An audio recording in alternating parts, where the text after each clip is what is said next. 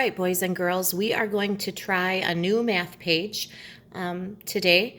I am on page 191 in our math journal, and I have already cut apart the paper strips that I showed you a picture of so that they are ready to use. I have some tape next to me.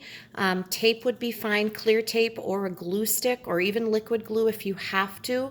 If you don't have any of those things, then you can just lay the strips down if you have to I guess it would be temporary. You can stop this video at any time if you get behind, and then just unpause it when you're ready to go on, or replay it if you need to. So I'm going to keep things moving so the video doesn't get too long. So we had been talking about fractions, and it's been a while, but we'll get back into that today. So to start with, we're going to make a fraction number line poster, and we're going to start with a strip that says 1 whole on it. And we're just going to remind ourselves, kind of like the whole Snicker bar. If I was going to eat the whole thing, it would just be one big chunk. So I'm going to take a piece of my tape, and I'm going to actually lay my whole strip right down at the top where it said whole, and I'm going to just put some tape across it so that it's secured there. Okay, so this is representing 1 whole.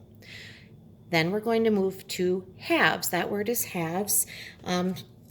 Splitting something into 2 parts would be cutting it in half. So if you take the strip that says halves and then actually take the paper and fold it in half and crease it, unfold it,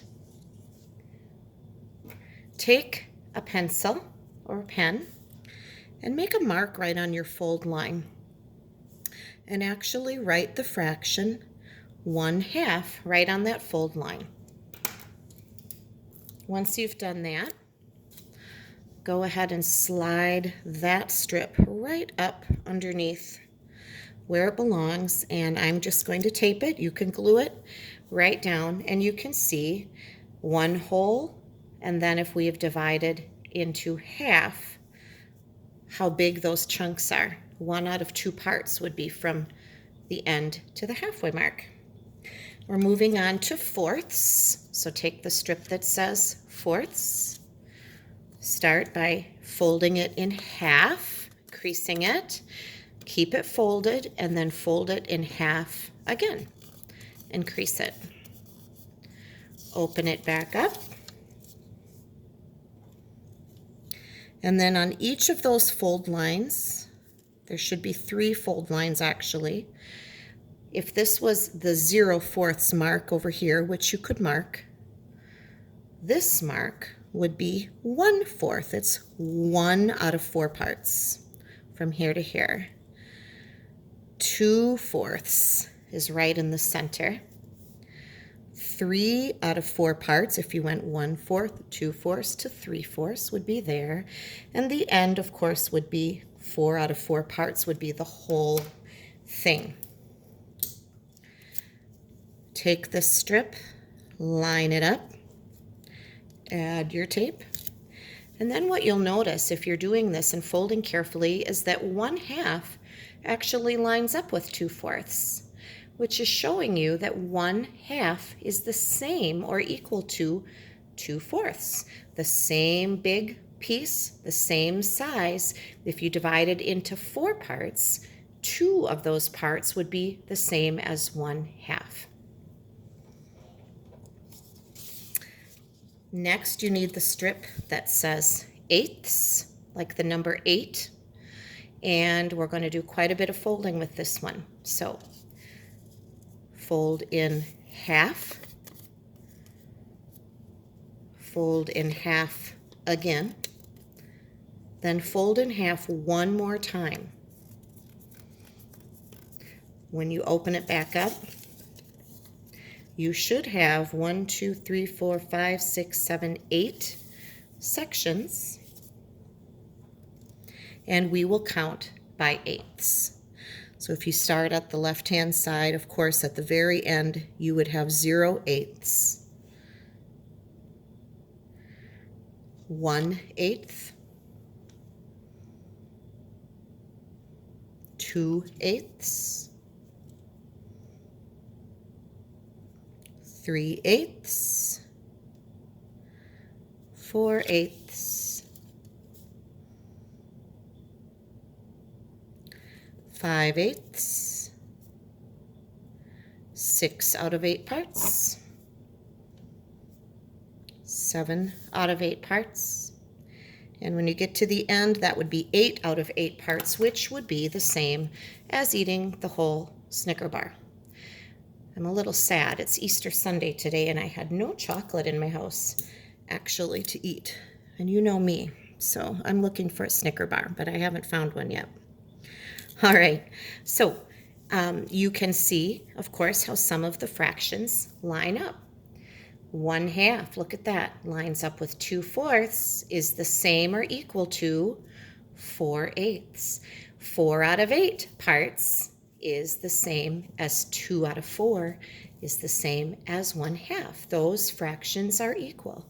You can also see that 1/4 lines up with 2/8.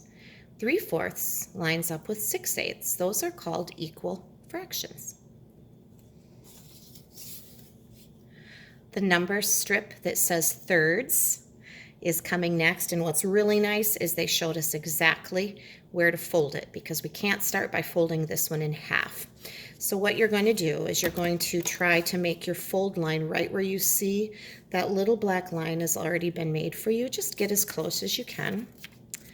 Find the other little black line and fold there as well, so that when you open it up, you'll have 3 nice sections. These sections are bigger, of course, than the 4ths and the 8ths, because we're only dividing the strip into 3 parts called thirds. I'm taping it down. While you catch up to me here, I'm going to tape down some of these ends as well.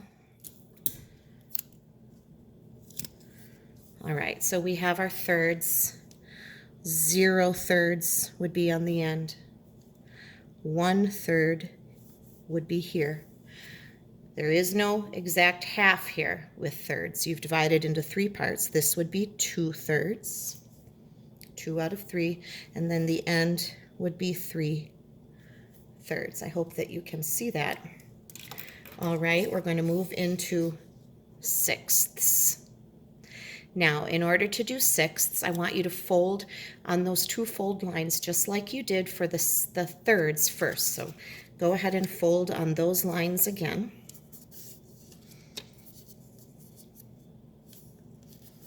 So that it's in thirds. And once you get it folded into those parts, then just fold that in half. And 3 parts will now become 6 parts. Open it back up and you should be able to count 1, 2, 3, 4, 5, 6 sections. 0/6, 1/6, oops, I better make a mark there. 2/6. Ooh, 3 out of 6 lands right in the middle. If you eat 3 out of 6 parts, you just ate half, didn't you? 4/6, 5/6, and 6/6.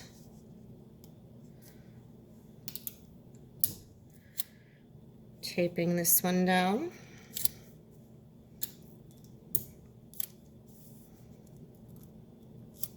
Okay, now they do give us another strip, and generally what we say is if you would like to divide that strip into a different number of parts, something that we didn't do up above, like, I don't know, I suppose you could try, it might be easy to go from 6ths to 12ths.